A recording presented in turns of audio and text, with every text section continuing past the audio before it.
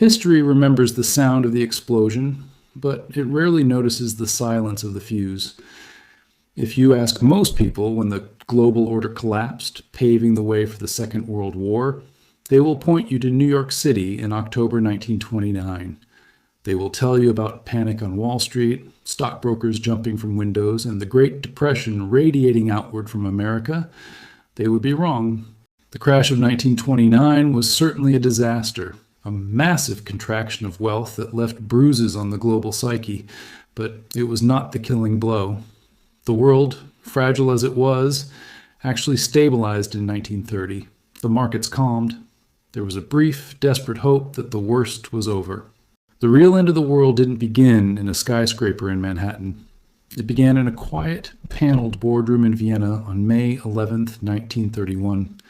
It started with a balance sheet that didn't add up. It started with a bank called Credit Anstalt. When this single institution failed, it didn't just wipe out savings accounts. It snapped the spine of the global financial system, forced the abandonment of the gold standard, and radicalized the German middle class to a point of no return. We often think of the rise of the Nazi Party as a political phenomenon, driven by ideology and hate. But if you look at the ledger, you see a different story.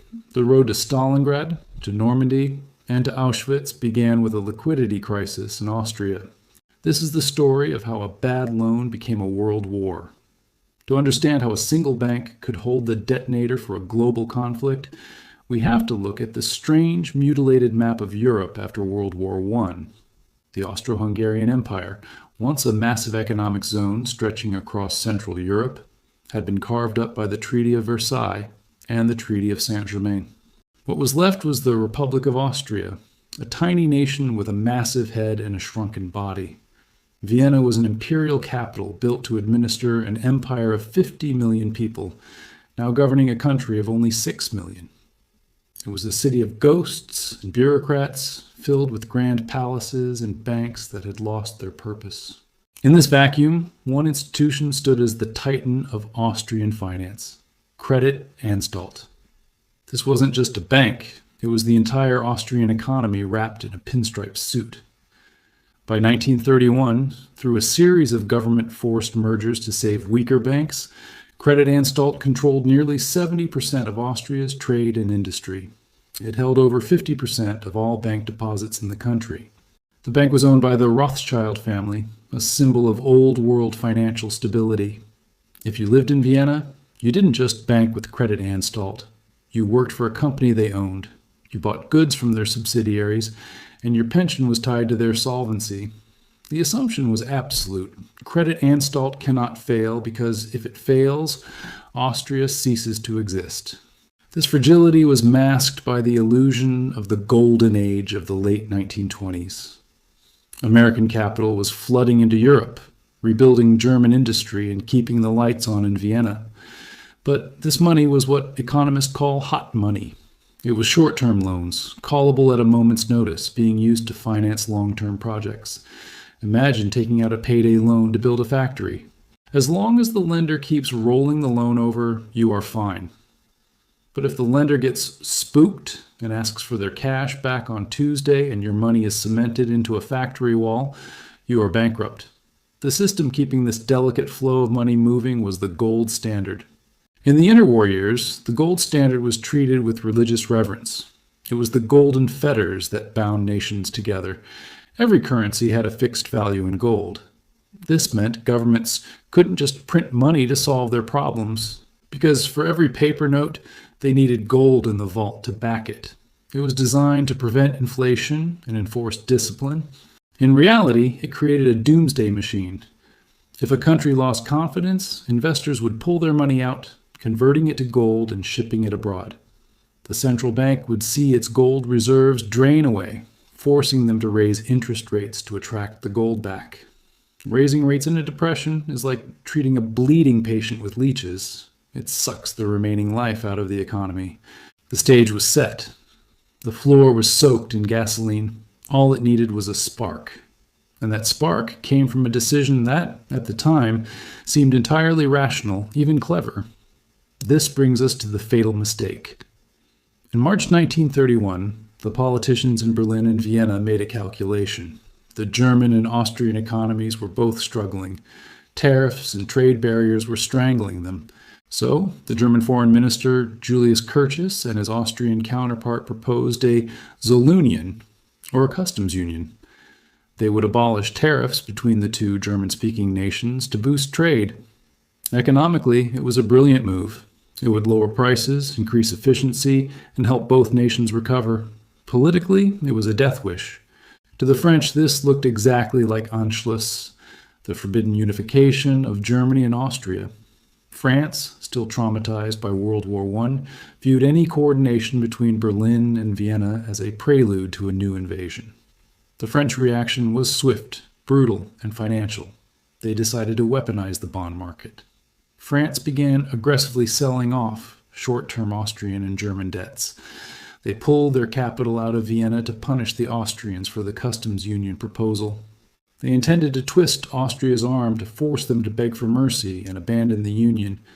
They didn't realize they were pulling the keystone out of the entire global arch.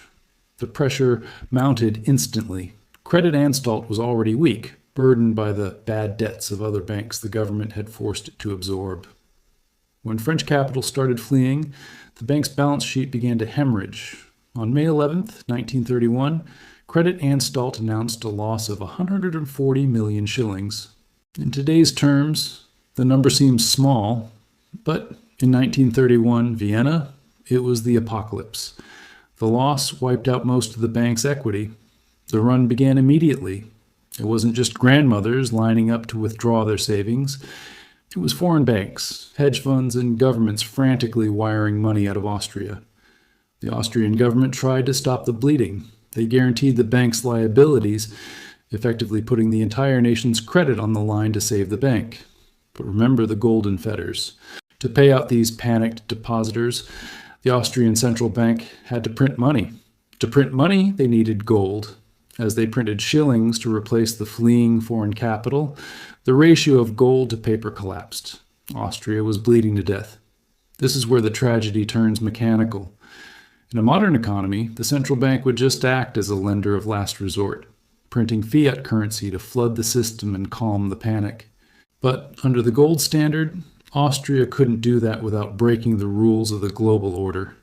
They appealed to the Bank of England and the Bank of France for a loan of gold to stabilize the shilling. The Bank of England tried to help, but the sum was too small. The French, blinded by political vengeance, delayed. They demanded Austria politically renounce the customs union before they would send a single bar of gold. By the time the diplomats stopped arguing, it was too late. Austria suspended gold payments. The shilling crashed. The contagion didn't respect borders. Modern banking is a web of interdependencies. German banks had lent heavily to Austria. When Austria froze assets, German banks suddenly had holes in their own balance sheets. Panic leaped from Vienna to Berlin in a matter of weeks. The Dennett Bank, one of Germany's largest, faced a run and collapsed in July 1931. The German government, terrified of a return to the hyperinflation of 1923, refused to print money. Instead, Chancellor Heinrich Brüning implemented brutal austerity. He raised taxes and cut wages while the banking system disintegrated. The result was economic carnage on a scale the modern world struggles to comprehend. As the German banking sector imploded, credit vanished.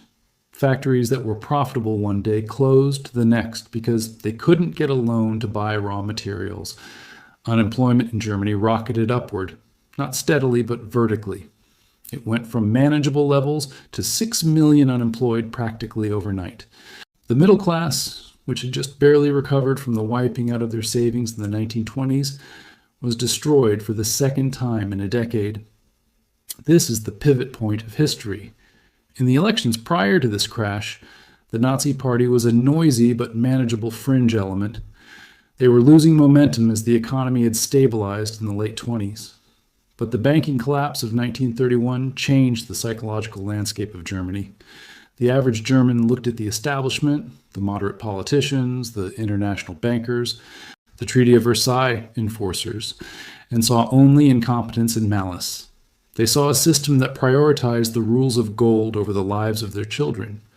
When the global financial system abandoned Germany, Germany abandoned the system. The collapse forced the United Kingdom to abandon the gold standard in September 1931, a shock that shattered the remaining trust in international trade. Nations turned inward. They erected massive tariff walls, trying to protect their own dying industries. Global trade fell by 2/3. This was the death of the liberal economic order. In this wreckage, the Nazi message suddenly resonated. Hitler didn't just promise hate, he promised autarky. He argued that Germany could never be safe as long as its economy depended on the whims of French bankers or American stock markets. He argued that Germany needed to be self-sufficient, immune to the contagion of international finance. And since Germany lacked the natural resources to be self-sufficient within its own borders, the economic logic dictated that it must expand. The quest for Lebensraum, or living space, was partially an economic strategy born from the trauma of the 1931 credit freeze. If you can't trade for oil and wheat because the banking system is broken, you have to conquer the land that has the oil and wheat. The democratic center in Germany collapsed along with the banks. By 1932, the Nazis were the largest party in the Reichstag. The banking crisis had done what beer hall speeches never could. It validated the extremist view that the current system was a suicide pact.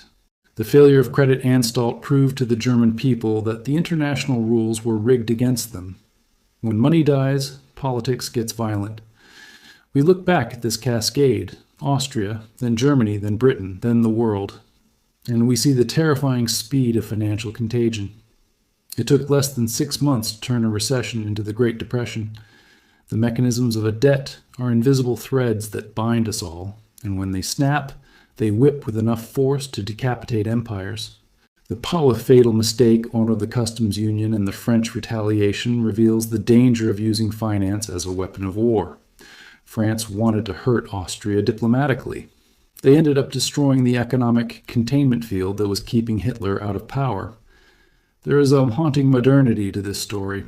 We live in an era of sovereign debt crises, of banking contagions, and of hot money flowing into emerging markets. We see nations today using the SWIFT banking system and sanctions as geopolitical clubs, freezing assets to force political outcomes. We see a globalized economy that is efficient but brittle, optimized for profit but lacking in redundancy. We assume that because we have central banks that can print money, we are immune to the chaos of 1931. But the psychology of panic hasn't changed. The architecture of leverage hasn't changed. The collapse of Credit Anstalt teaches us that there is no such thing as a technical banking failure. Money is effectively a system of trust, and trust is the foundation of peace. When the banks closed their doors in Vienna, the social contract was breached. The people realized that their leaders had lost control of the machinery of survival. The tragedy is that the Second World War wasn't inevitable. It wasn't written in the stars. It was engineered inadvertently by serious men in suits who thought they were just balancing books and scoring diplomatic points. They believed the gold standard was more important than social stability. They believed that economic pain would teach political lessons. Instead, it taught the world that when the economy fails, the monsters waiting in the wings don't just step forward. They are welcomed in with open arms. History doesn't repeat, but it rhymes. And if you listen closely to the creaking of the sovereign debt markets today, to the arguments over tariffs and trade wars, you might hear the faint, discordant echo of Vienna in 1931. If you want to see where the rhyme goes next, you know what to do.